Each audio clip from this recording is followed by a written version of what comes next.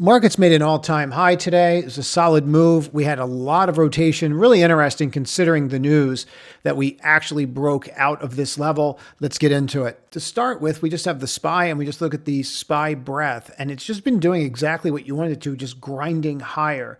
Now, I did have some concerns because of what happened with Nvidia last night and the growth. We did that actually live. I thought it'd be more exciting. It really wasn't. There's a pretty good live trade in there that you should watch because it's a pretty easy trade that can be replicated for a lot of people. If you look at this, okay, we're doing all right here, aren't we? Now let's take a look at what actually moved today. Of course, the NASDAQ lifted. As always, subscribe to this channel and click all notifications. It's really important because these videos do come out at different times of the day and they are all connected to kind of get you through the week, with Saturday being the big one and then these being the ones to kind of follow you through. So we can see the move. All right, we get it. The S&P moved as well. We got it. We know PCE is coming out tomorrow. We know GDP came out today and it was pretty hot. We have all that. What we did get last night from Nvidia was this. And Nvidia, I'm going to clean all this off. And Nvidia did come out and their data center growth was sequentially on the growth side. They still grew, but it was down on growth quarter over quarter for the first time since all this started. I was really surprised how this played out today, and I'll show you what I mean. Now, if we look at Nvidia, for example, we have this doji, but when they came out with the earnings, and we could just see this last night, this was a mess. And no one really could get hide nor hair of this when it first came out. And then all of a sudden it just plummeted. You tried to rally a couple times and then you failed. You had this huge move down, and we're going to get to that in a second. But what's really important about this is when they really dived in the details, they didn't like it. Now today, I think a lot of this move was just options and them just trying to bleed everybody out between 180. And it presented a really nice opportunity for us to trade. But you broke. You tried, held, rallied, couldn't make the higher high, and then you just broke down.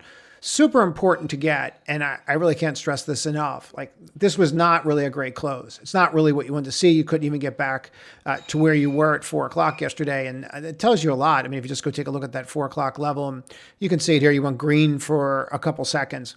Let's just mark it off real quick so you can see before we go any further. But right around here was that close. And as soon as you turn green, like you were here, it just rejected again. And then from there, you just sold off, and you get a sense of this and you can see where I'm going with this. Okay. Now, in front of you is their data center growth. And I'm going to do more on this on Saturday, but I just want to show you where the problem lies. So when it first started, you were at 9.2% quarter over quarter, and then it just kept growing. And then you peaked out in second quarter 25, where you went from 16.5 to 12.9, meaning quarter over quarter growth, sequential growth. All of a sudden, you've gone from 42 to 14.5, and then you kicked back up. So you have the last 4 quarters here, and this is really important, right? So if you went 1, 2, 3, 4 back to this being the 5th one, and you look at what's happening here, 18.6%, 9.9%, 5.1%, but you have this big dog right up here on the 5th earnings. And we can see that that is a decline. Not that it's not going up, but it's definitely on the decline as far as the growth. You're not growing at the same level. To put it in context, if you just take a look at this quick graph I made, it just shows the hockey stick and how you're just starting to slow down that growth, how it's starting to slope. Now, I'm not saying you're going to fall off a cliff. Everybody's saying that, well, there's only so many companies that they could buy from. Yeah, that's very true. And when that stops, it's going to be an issue. But on a percentage of revenue, and I will cover this on Saturday, on a percentage of revenue, the amount of revenue that comes from data center now versus what came from it before is staggering. That red dot right there, and this is from somebody that is long in a longer term account, Nvidia. This was peak data center growth on that earnings. It's those 5 quarters over that I was just talking about. Why is this important? Well, that's where you peaked. And now you have less growth up in here than you've had before, and it's a greater percentage of revenue. It is a concern. I'm going to get rid of that for a second. It is a concern. Now, I'm not saying that you can't grow into it, but I think it's fair assessment to say for the data center side, you have to start thinking that this growth is going to start being that single-digit growth and that Nvidia is just going to grow into it. I would look at this from the same way that you grow into like a Microsoft Office. You're not going to just drop, but you're going to get slow, steady growth. And I think that in and of itself, that becomes the problem now for the company. You're not going to see those 40% jumps anymore in the number. And that's what's throwing people off here. And it's a higher degree percentage of revenue. I don't buy into AI and the CapEx is going to slow. I watch what the company said. They're going to spend. And as long as they spend, it's going to be there. But this volatility is creating some really interesting opportunities. So even with it being cheap, the options were insanely cheap. So I was actually able to sell a bunch of 180 182 puts yesterday. And then I bought the 177 calls against my entire long position. And then I was able to actually buy the 172 puts with the 182 money. So I had a bunch going on in here, and I might do this more on Saturday if there's more interest in this option stuff. There seems to be. I've been trading for 26 years. I was a registered options principal for like 9 of them, but this kind of stuff makes a lot of sense because all you're doing is just watching the chart. So you're letting it trade up. Once it trades up, all I did was sell the 182 or close. Pardon me. I bought to close the 182 and a halves. So I'm blocking in like 4 and change on that. And that pays for the 177s like outright. You just own them. And then you have the 172 and a halves that you're out, and then they're trading at 20 cents. So all you're really looking for is a pattern. And you have the development right here. It's actually perfect because this is what everybody plays. See, everybody plays these, oh, it's above the peak of the high, right? Go watch, just go look at this on Twitter. Everyone says, oh, just buy the pre-market high. How'd that go? You were a genius for about 60 seconds.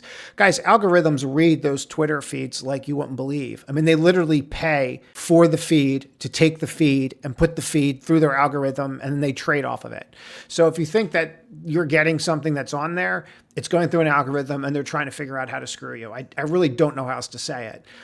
It's about as classy as I can say it. So if you take a look at this, remember, if the product is free, you're the product. So if you look right here at that level, I mean, it told you everything. You broke right over it. Like you could not hold that level. And then once you're there, watch it align. It aligns perfectly with where you were in the morning. So it's not a rocket science level, guys, that's sitting there. So once you broke that level, you have your breakout, you have your shooting star, you have 2/3 of an evening star, you undercut it, and your target becomes the open. So once that happens, I'm out. I'm trimming the long into that I had. And then all of a sudden I'm net short up in this area. So then when it starts to drop, I'm taking advantage of that. And then you're going to see that it rallies right back up, does this retest. You could actually also mark off the open and just watch, do those people that bought at the open, do they change their mind? It's really important. Do they get buyer's remorse? And the answer is these people sure had it. They couldn't wait to get out. And the people from the open, they couldn't wait to get out either. And then all of a sudden you can see that, and that's exactly what you were looking for. And that provided ample opportunity during the day, even to reshort this if you wanted to. Now, the real money was just made in the first hour. But before we go any further here, just watch this play out and then comment below if you'd like to see videos on this. It's pretty extensive because there was 4 parts to it. There was stock, there were 3 different option trades, but we did quite well with this. So take a look. Nvidia. Just letting it go for now. I closed the 182 and a half puts that I sold. I got 227. I sold them for 6 and change. So I netted 4 on them. It paid for all my 177 puts and the 172 and a half puts. I'm going to go out there and buy a block of the 172 and a half puts for 19 cents. I doubled the entire position and lowered my cost basis to like $1. I'll go over this whole thing in an option class. You want to be trimming the video right now. The first sign of weakness, you're going to get weak hands here. All you have to do with it is just use the high of the day if you're day trading it. So it's a short here using that as your high. Doesn't mean it can't reverse on you, but we've seen this story before. If you shorted when I said like right in here, you're not up a lot. You're only up like 50 cents or whatever, but you use that as your stop. And then you'd watch the open and go from there. So far the short's working, and now we're up about $2 and I still haven't cut anything, and I'm using 80-90 as a level. If it gets back over there, I might trim some of it. I trimmed, and now I would just leave the rest on. And now I'm just net short Nvidia with the high of the day stop, and I can't lose money. The 172 and a half, I paid 20 cents for. They're now at 41. I'm up 100%. They're 50 cents now. I'm up 150%. I'm not doing anything with it. Trim some of the 172 and a half puts at 70 cents. I guess we're up over 200% on those. The ability to double those was huge. Up $1. They're $1. Trimmed at 94 cents. Trimmed more, 84 cents. That'll make it easy for me because now if it gets above this level, I'll just close the rest of those puts. Now, I know that's a little advanced and not everybody's going to get that, but what you're essentially doing is you're selling the higher, you're basically doing a credit spread on a put. And then at the same time, you're using the money of the credit spread to pay for the protection on your long. And then what you're doing when you're up, you're unwinding the long and allowing the put to kick in. So as it drops, the delta of the puts, by closing the top that paid for the whole credit and then reducing the stock, you're actually increasing the delta of the position as it drops. So you're actually making more money as it actually goes in your favor, right? It actually accelerates, right? So not only are you getting all the gamma, but you're also getting the delta expansion of the entire move. And that's what made the trade so vicious. So anyway, I can do more on that kind of stuff. If you're interested, just comment below. So this obviously comes down. I thought it was going to be a bloodbath. This to me was not really the bloodbath I was looking for. I actually thought this was going to be really bad. I thought you had a shot at this today. I really did. I thought you had a shot at that 171 level, but you didn't. Now, what happened today, in my opinion, was Nvidia is usually the guy that's bailing everybody out. But you have this really weird thing going on right now where you have the CEO of Microsoft doing like free tutorials on his site showing how to use ChatGPT, which if I was an investor in Microsoft would be freaking me out because things are not going well. Like adoption is not going great. If you have the CEO on there going, hey guys, this is how you use ChatGPT with Office. Like really, that's what he's got to do with his time right now. Like that should scare the bejesus out of anyone that's wondering how this adoption's going. Like you don't have anything better to do with your time. You're going to do a tutorial on here. Okay. But you can see you broke the 55, then you got over it. Now you have the higher high. This to me was lifted more not off AI adoption and his fancy tweets, but it was more off of being lifted by some of what we're going to refer to as the phase 3 names, which are really the application names of AI. That seems to be where we're going out of the hyperscalers, which are really that phase 2, and then you're going into the phase 3, which is really the application side of that. Some of those names like DoorDash, that kind of stuff. But really what you're seeing is the adoption's changed, and the adoption is nowhere near what we thought it was. Not even close. Now, MDB came out yesterday and crushed. And what we've seen here is we've seen massive blow-offs in these software names. And these are really your phase 3 names, which are the application side of it. And what's so interesting about this is AI adoption was going to just eat software, right? Software was going to eat the world. AI was going to eat software. That's how the slogan went. We're not seeing that. We're seeing the exact opposite of that, meaning we're seeing slow adoption of AI, way slower than we thought in regards to implementation versus software application. So when MDB came out with earnings, everybody was like, oh my God. And to me, I had a great trade on this yesterday and I closed it because I'm like, I don't want the risk because I had this huge Nvidia position on and I had it hedged 10 ways to Sunday. So I didn't want any distraction. So I close it. Come in today, wham, just in my face. But here's what's so fascinating. It wasn't one name. It was all of them.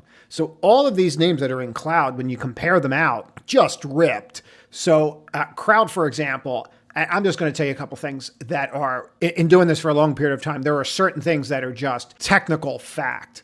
And timestamp it, print it out, and when it breaks, throw it in my face. But when you see something like this, and you break out and you encapsulate, I think you encapsulated the month in a bar. When you do that, it's on. It just is. It's very difficult for you didn't get the full month, I don't think. I think you missed like a little bit up in here. But when you encapsulate that much and you have that kind of volume, it is very rare that you're going to have a white Marubozu like that, which is meaning open was the high, open was the low, close was the high. I'm so used to the black Marubozu. That when that happens, you need to pay attention to that. So the chance of this just miraculously rolling down and breaking, no. It very rarely happens. As a matter of fact, what's so fascinating is it happened once here and like very similar, less volume. And you'll see them all over the place, these kinds of bars. And it doesn't mean that you can't pull back. That's not what I'm saying. I'm saying they don't break. They put in a bottom like this, that will put in a bottom. You'll look at something like the RSI on the daily and you'll realize like, oh my God, you have a bar that strong and you're down like this. I mean, it's on. I don't know how to make it any clearer. And to me, people will look at this and go, quote, I missed it, and not realize that you have to go out like 3-4 months. But I'm going to do a video on timing too. There's one thing that I think a lot of people are missing. Like I keep reading all the comments and I keep putting in these files. But the timing on you guys, like some of you guys will look at this stuff. I'll talk about this. This is how you put a bottom in. And then I'll get a comment like, oh, Wednesday, I bought some zero dated options at the 450s. Cause you said, yeah, I'm telling you, like we're looking at a daily chart. We're not looking at a 10-second chart. So understand the methodology, understand the process, and understand your time frame, and you'll do a lot better and stop trading zero dated options. So if you look at stuff like this, it puts and bottoms. So like you have here, you have MDB and look at how that's holding up. But wait, there's more. Here's now. Look at how that's breaking out now, right? I didn't mean to say now, but there it is. I did it. So if you see that, I mean, this stuff you need to pay attention to it. And it's all changing because people are starting to realize that software is not getting eaten by AI. And that adoption's super interesting. Now tie that together with the data center slowdown. And it does give me pause. And it is a little concerning, but if you looked at cloud today, well, before we could do that, let's do this. Same thing with Spotify. And I don't not Spotify. I'm sorry, Snow. I have Spotify on the brain. Snow's a little different of a beast because Snow can run up 20 points and drop 20 points. So when you see something like Snow, right, like it is here, let's just watch this play out and then we'll go from there. You see how, let's do it this way because it'll be easier. So what happens a lot with these things, people think they miss them and don't understand that the setups could actually happen later in the day, especially if you have institutional sponsorship. So that's just the tag I put out for like day trades. And then you can just say that that's where the stop was. That's not where we bought it. That was the stop. So you're looking at the breakout, you're looking at the volume, you're watching this perfect base that's got at least 11 bars associated with it, breakout and go, right? And then you're trimming up into it because God knows how long this is going to take, or if you're going to get a mean tweet. You never know what you're going to get. Life's like a box of chocolates. But at the same time, you're getting these other patterns where Snow's doing the same thing, breaking out. You're getting these 3-bar patterns. You can see it right here, right? 1, 2, 3. It's not rocket science. There's your levels, and we'll go from there. And once that's done, it's setting you up pretty perfectly. We had a 246 target. I like putting targets up there so I know where I'm going because I sell into them for positive slippage. And then I just locked that in, made $5 on the MDB. But Snow target hit, but then I start moving the targets up on the 4-hour. And then you're just starting to see. So I always sell into those. And then I got to that 248 and I trimmed, and that's supposed to be trimmed, but I've got very sausage-like fingers. So what's the point? Well, the point is once you understand this, you know where to look next. So if you're looking for these phase 3 kind of names, look tonight and you'll see something like Autodesk will be the next one that you'll see. And that falls into what we categorize as these phase 3 names for AI, which leads to software application or just outright application, either, application through an actual app. And you're going to see this over and over again now. And so it's really important to get this, that the ball shifted from a little bit to the hyperscalers, to the hardware side. Because if you look at something like Dell, this really isn't going very well. And they're not doing very well on the call. Things aren't going well. I've seen things go well for a company before. And you've really been falling apart here, and you just kind of see that you're actually taking out these lows, as the day goes on. And you watch that conference call. You want to see it. Marvel, earlier I was short. I just covered it. I have no idea how this thing's up because they actually cut guidance, lowered revenue guidance, which is not ideal by any stretch. So you're seeing those kinds of names come in now, right? The hardware side, they're coming in. You're not seeing that growth on the data center side. They're taking their data center side now, and now what they're doing is they're overlaying application with it. And I think that's really interesting. The other thing that I think that is being missed here, and I really don't understand why people blew this out, but these names like Abercrombie, I mean, you've got 2 quarters now where, $3 a quarter, you come out here and now you're at $1.50 a quarter. I mean, I'll continue to buy the names that are trading 8 or 9 times earnings. Like, I don't get it, but more for me, I guess they're waiting for more tariffs or more liberation. I'm not really sure there, but you're seeing a lot of names like this that are at huge discounts, and some of them are going to work and some of them are going to be Lulu. But some of them are really going to work. Makes me really wonder about like Nike here. Has that really put that bottom in? Is that really the bottom on that name? We'll find out. You have some of these other names coming out as well. Kohl's was definitely one that did exceptionally well for everybody. And the other thing that I think is just fascinating is that, and I don't think it's getting enough play yet, but you have this with AEO coming out next week, and now I think it's I don't know. I think who is it? Somebody else did a collaboration, but so did. That Sydney Sweeney that everybody seems to be all over for whatever reason. So I'm sure all the girls are in there buying jeans to look like her. So definitely something to watch next week, but I think that some of these names are just at insane prices. I really don't get it. Like, you start looking at these things trading at like 50 cents. I'm sure you have write-downs. You're going to, right? And you have issues. Like, don't get me wrong, you have issues. But when you're doing 40, 50 cents a quarter and you're trading at like 13, like, what are you doing? If you do pull off the $2 and you seem to get it together and we stop getting liberated, these names are trading at 8 or 9 times earnings. Like, that's not sustainable for them to stay down when the PE of the S&P is at 22. Value is going to rally, right? We'll get into this more on Saturday. That's why I always say subscribe. But if you look at here's IWO growth, go look at IWN. It's ripping people's faces off in comparison to it. That's it.